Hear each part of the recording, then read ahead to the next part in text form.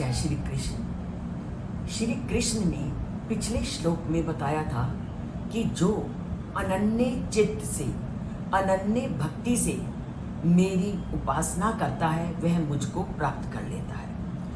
अब जब वो ईश्वर को प्राप्त कर लेता है तो व्यक्ति की स्थिति क्या होती है उसका वर्णन श्री कृष्ण करते हुए कहते हैं कि माम उपेते पुनर्जन्म दुख आल्यम शाश्वतम ना आपनुवन्ति महात्मना संसिद्धिम पराम गतः। कि जब कोई महात्मा मुझको प्राप्त कर लेता है तो उसके बाद उसका संसार में आना जाना समाप्त हो जाता है। कि मुझे प्राप्त कर जो महान आत्माएं हैं कभी इस संसार में पुनः जन्म नहीं लेती, वह पूर्ण सिद्धि को प्राप्त कर लेती है। अब जो आत्माएं संसार में रहती हैं और जो परम पद को प्राप्त कर लेती हैं, उन दोनों का भेद भी श्री कृष्ण बताते हैं कि जो व्यक्ति मुझको प्राप्त करने का प्रयत्न नहीं करते वह संसार में आते रहते हैं और जाते रहते हैं और संसार के दुखों को झेलते रहते हैं। हम प्रतिदिन देखते रहते हैं कि आरंभ से लेकर अंतिम अवस्था तक व्यक्ति दुखों का सामना करता है। हर चीज को प्राप्त करने के लिए वह प्रयत्न करता है, रोता है, चिल्लाता है और अपनी जीवन यात्रा व्यतीत करता है।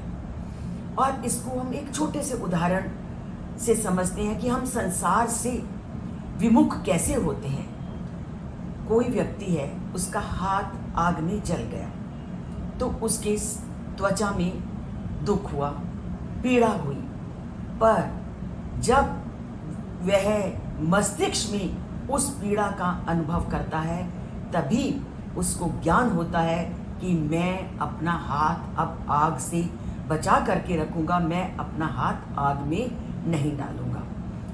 यही स्थिति संसार में आने वाले व्यक्ति की है कि जब दुखों का अनुभव करते हुए वह जान जाता है, उसका मस्तिष्क यह मान लेता है कि संसार दुखों का घर है, तब वह परम पिता परमात्मा के प्रति अपने मन को पूरी तरह से समर्पित कर देता है।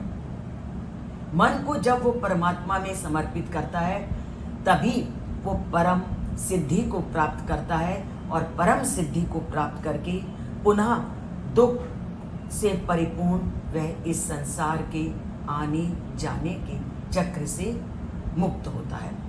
तो संसार के आने और जाने के चक्र से मुक्त होना है तो परम पिता परमात्मा में मन को लगाना है, वही आपको इस आने जाने के चक्र से मुक्त करेगा। जय श्री कृष्ण।